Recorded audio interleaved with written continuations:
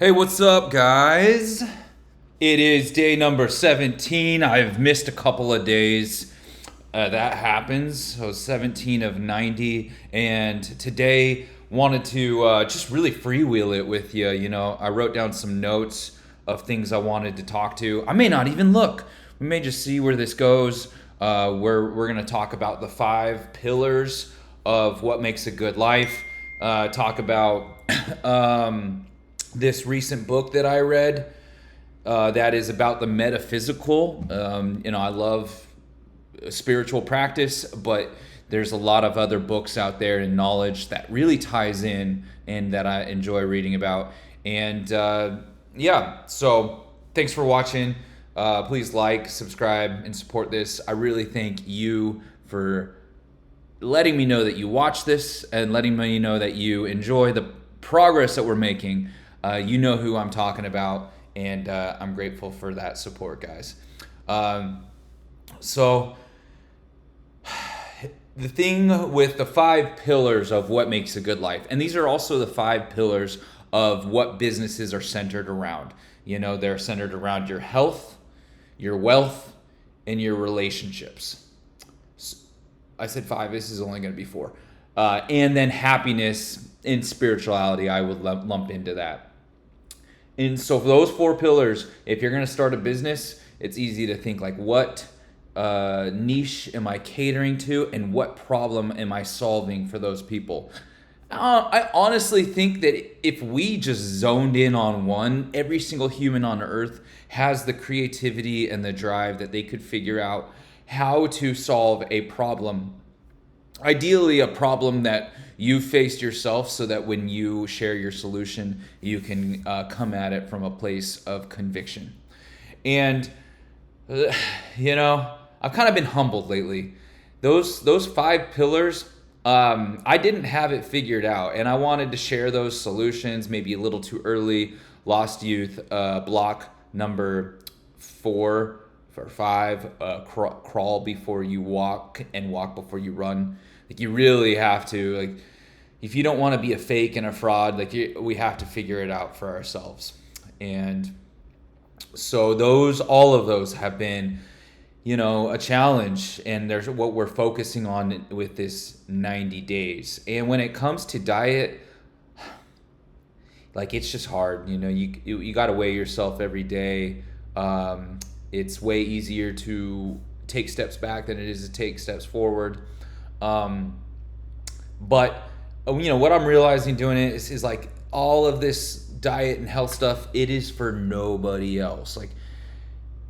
I used to feel like, and I still do to some extent, that I needed to get to a certain weight and get to a certain financial place, to get to even relationships like that, a place before I could enjoy it or be happy, or not even just, I think enjoy it is a better way to say it.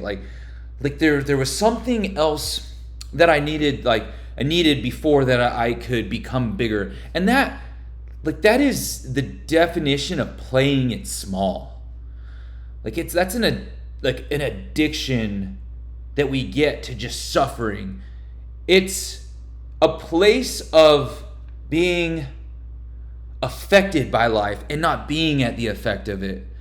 All of those pillars, happiness, relationships, fitness, finance, we have the ability to change every day.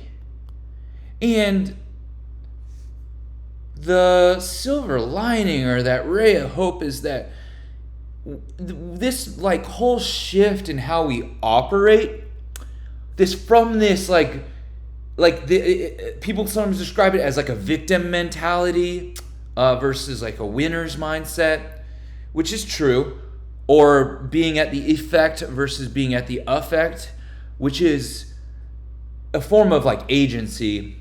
And don't get me wrong, guys, I'm using words from the Bible and from other books I've read, and I don't have it figured out. If you're watching this and you're like, man, I'm just bummed about one of those 4 pillars, like, so am I. And I'm just digging in for the answers. And, that kind of like takes me, it's just a principle that I like wanted to hit, that I was like, thought was really profound and something that I have been missing like bad in my life. And, maybe I'm a little envious of those people who like just are a natural at feeling that way, but I don't know. After experiencing being in a total dark place of like, I'm not happy because I don't have that. I can't like be confident because I don't have that. I can't like talk to that group of strangers because I'm not here. Like, I like being a social person. If you've been following along, you know that one of my messages is about forming a social circle. I've had to really like, this is gonna change my life. This little shift, and I'm grateful for it because I didn't want to teach what I didn't know, if you know what I mean. And like, I've already noticed this in the last couple of days, that because I've made that like shift, right? That shift of like, I don't need to wait for any of these pillars to be where they are to like be capitalizing on my business or like my relationships, or fitness. It comes with just feeling like unaffected by those outward energies that you can't control. And if you want me to explain what I'm talking about, when you like say something or you go into a place and it feels like people might be judging you, or like what you just said to that group of strangers didn't go over very well. Well, guess what? It doesn't fucking matter. That is outside us. And we can be just so comfortable in our own skin and aware of the like relationship we have with the self and the desires it wants, right? To be a friend. Like, I want to make friends. I don't care how other people react. That's outside. So that carries over to everything. And, I've only got 7 more minutes. We're halfway through.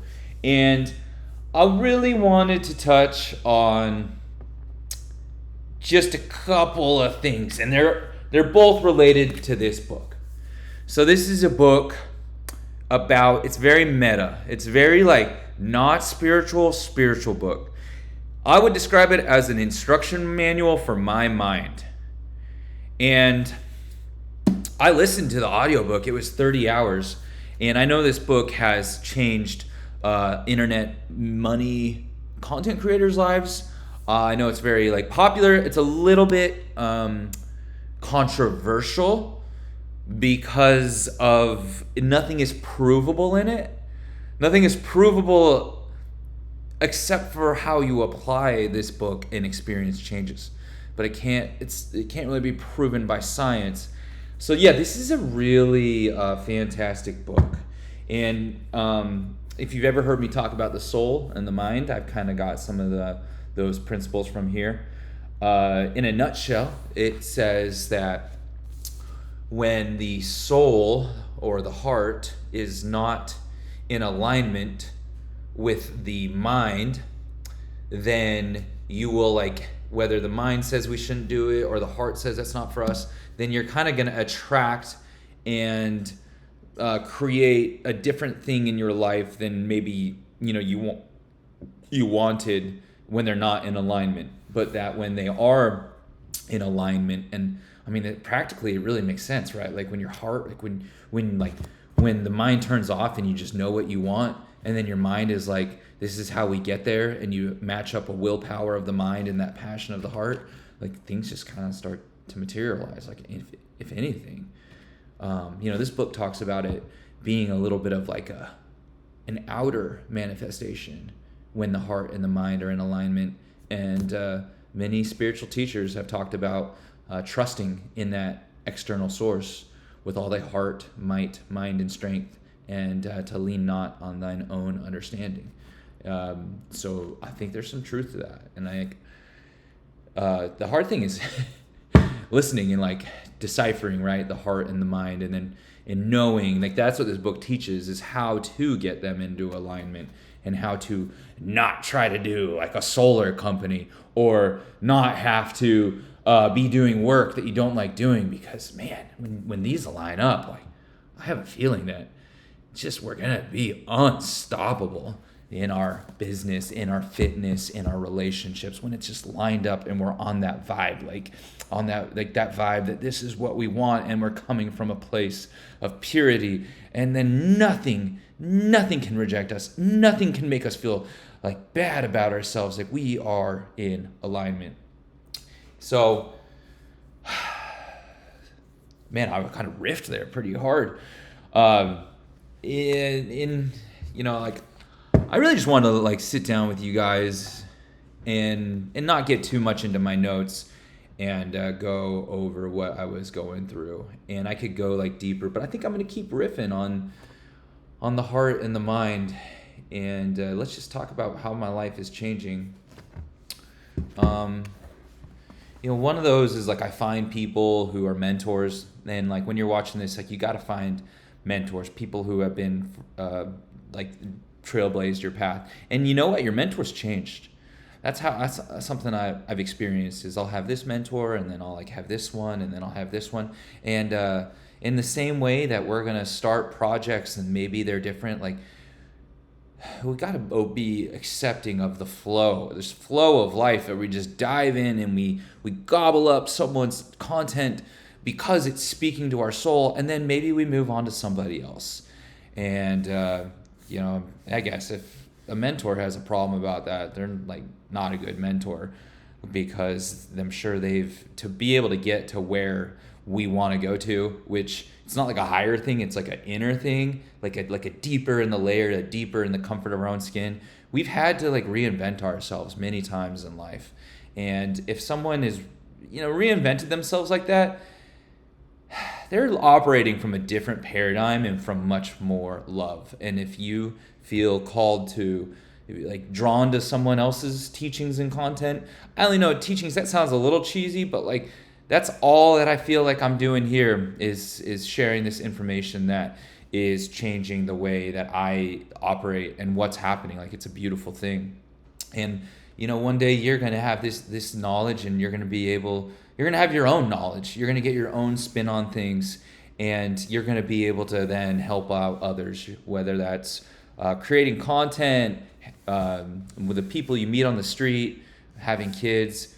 That's a really deep thing to like think about, how we affect the world and the evolution of the world, of humanity as a whole. And I'll end it with this. I mentioned earlier in this that I've been humbled. That I have. And I'm really grateful for the changes that I'm experiencing, and like just this freedom of not holding on to past patterns or thought processes. And I'm grateful that I'm experiencing humility. I'm realizing like how much I don't know. And it's a fun journey to like keep figuring that out. And your heart and mind, your heart's going to tell you like where you need to go. And I love that I've been learning about like social skills, and I've realized how much I didn't know when it came to that. I realized I put too much on like theory and what I thought and what I read on the internet, and not enough on like what I was experiencing in real life. That's me coming at you from my heart. And I've also like realized that what I think I want to do in business, it's constantly being corrected. And I'm feel very open-minded to like what people say to me right now, what my heart is coming up in me. And for instance, this is the last thing, business. business is helping other people solve problems. And so that's a wonderful, cool thing that we can make unlimited income in life. And we can do what we love when we combine the struggles that we've had and with the things that we enjoy and with the problems that people are expressing around us. And if we start with the crawl, if we start with where we're at, with what we're good at, for me, it's roofing. And I don't think it's a forever, but it could be roofing. It could be helping other people sell more roofs. I look at that, I'm seeing like, wow, I think that could help me once I figure that out to like share from my own heart of how to be a social circle builder with great social skills. That might be a little further because I don't want to do something that I can't genuinely feel like I have something to share. But I see that coming. It's a weakness and it's a passion. And I think it's something that I'm very aware of and sensitive to the way people feel, and I'm cerebral in a way that I can like feel and know how to navigate those. So that's gonna be coming. And but first off, I want to help market people to just find out what it is their niche is. Their niche or their niche. It's found through your archetype. And if people would develop their archetype more, there's this question of like, I don't know what my purpose is. I don't know what business to start. And it's like, you have a little bit of work to do. Like, we need to lean into the fears that you have, or we need to like pull the thread of the passions that you feel. And so those are like the business ideas and where they're going. And that's what, just keep being you.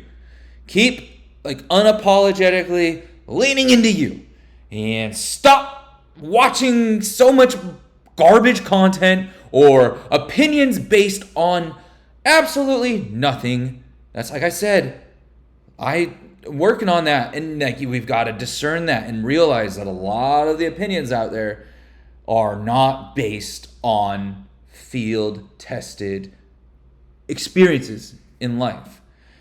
And yeah, that's how you get to your archetype. And this is a fun life, because enjoy it. We don't know when it's going to end. And stop waiting for the body or the bank account or the love of your life to start being happy.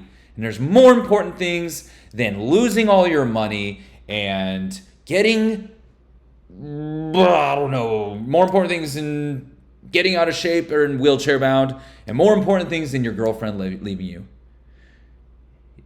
It's that you're still here, you're alive, and that's it. A hope for a better day. You're still here. Something to learn. Thanks for watching. This is another Lost Youth episode 17. Where we're at, where we're going, and let's do this together. Come on, let's go to Neverland. Lost Youth out.